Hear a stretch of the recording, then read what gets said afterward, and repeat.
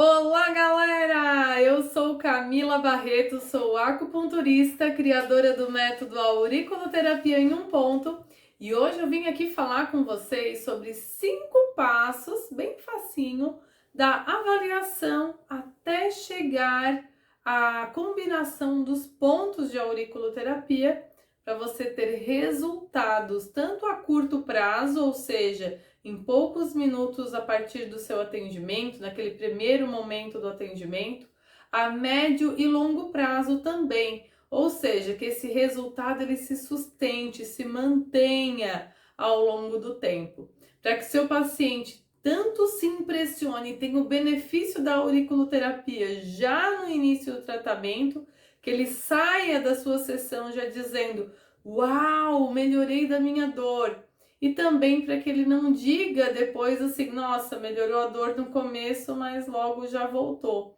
né? Então, para que esse resultado se mantenha. Para isso, gente, é muito simples, é só seguir alguns passos que eu vou te dizer aqui hoje nesse vídeo, que com certeza vai ser sucesso para você na auriculoterapia. Antes, eu quero te convidar para se inscrever aqui no meu canal, tem muito conteúdo bom aqui. Aqui não é propaganda, não é conversa fiada, é conteúdo de qualidade. Então se inscreva aqui, dá uma visitadinha ali nos outros vídeos que tem muita coisa boa. Dá aquele like também e comente aí depois se você concorda com essa minha abordagem ou se você, como você faz, me conte qual é o seu segredo para ter resultados na auriculoterapia. Mas vamos lá. Bom, primeiro passo, são 5, né? Primeiro passo, vamos começar com a avaliação, né? Então, o primeiro contato com o paciente, aquele primeiro olhar para o paciente. Pode parecer clichê, porque para quem já tem formação na área da saúde e da estética, é muito comum a gente ouvir: olha, eu lembro lá 20 anos da minha faculdade de fisioterapia, onde a professora dizia assim: olha, você tem que começar a avaliar o seu paciente já na recepção do seu consultório, quando você vai receber ele. E isso é verdade, tá? Isso é verdade. Isso pode parecer repetitivo, mas é verdade. Mas só que não adianta a gente olhar, porque às vezes tem pessoas que já observam na recepção e não sabem o que olhar, né? Olham a roupa, a cor do cabelo, mas não olham o que deve ser olhado. Então, na medicina tradicional chinesa, a gente vai olhar com o foco direcionado aos seguintes aspectos. Primeiro, aspecto yin e yang.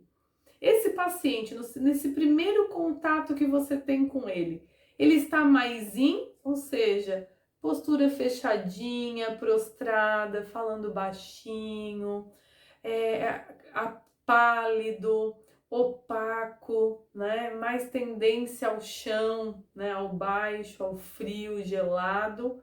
Ou ele está mais yang, avermelhado, ativo, gesticulando, falando alto, gritando, chorando de dor às vezes, né? Tem gente que geme de dor, tem gente que grita de dor. Como esse paciente está? Ele está mais yin ou mais yang? Aí já dá um norte, já dá um primeiro norte para a nossa avaliação e para a nossa conduta sobre o que nós temos que trabalhar nesse paciente.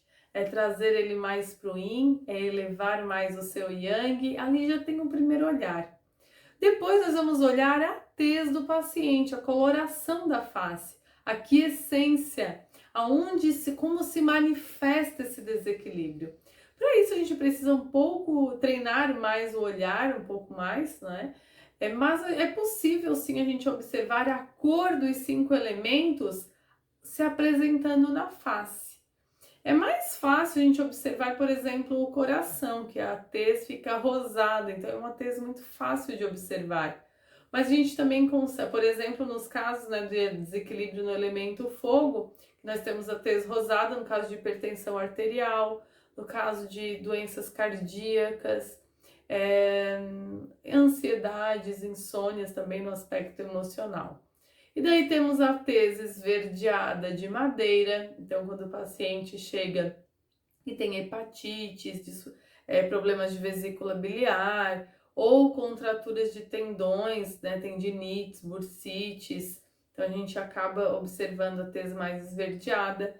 A tez amarelada do desequilíbrio de terra, onde nós temos em pacientes obesos, diabéticos, com alterações gastrointestinais, com ansiedade relacionada à compulsão alimentar. A tez esbranquiçada de metal, tez pálida, também muito fácil de visualizar, e a tez enegrecida do elemento água, que é uma tez preocupante relacionada a uma deficiência de energia vital. Se você consegue desenvolver esse olhar da tez do paciente, eu costumo dizer para os meus alunos que ali até você pode encerrar a avaliação e já começar a preparar a sua combinação de pontos.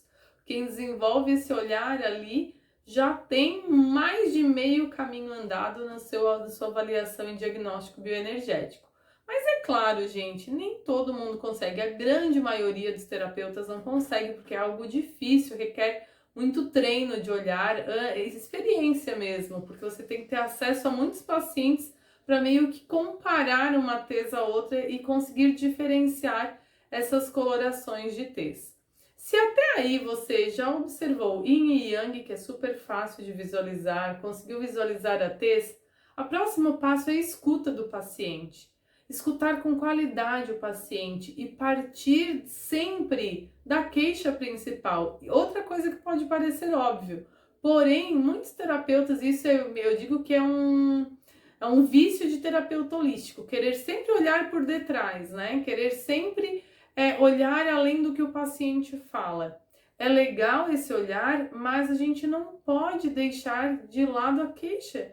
O que está incomodando o paciente naquele momento para ele vir lhe procurar. É esse o problema principal que você vai ter que resolver naquele primeiro momento, abordar naquele primeiro momento. Afinal de contas, o paciente vem nos procurar por aquilo que mais incomoda ele. Não a gente tentar cavar tanto e buscar tantas coisas que às vezes a gente acaba esquecendo aquilo que mais incomoda o paciente e ainda despertando os pacientes outros problemas. O paciente ele sai com mais problema do que entrou na sua consulta. Então é válido sim esse outro olhar, mas isso tem que acontecer processualmente no decorrer ou da sua avaliação, se você for topzão e conseguir chegar nesse ponto na primeira avaliação, ou então no decorrer, à medida que você vai resolvendo aquela queixa inicial e vai abordando, ficando próximo ao paciente, estabelecendo uma relação de confiança. Bom, gente, nessa queixa principal do paciente, ele já vai referir ou dor física ou emocional, enfim, o que ele for referindo, isso aqui já está no segundo passo. A gente vai agora para o terceiro passo. O que ele for referindo, você já vai colocando no pentagrama, simples assim. Tendinite, elemento madeira.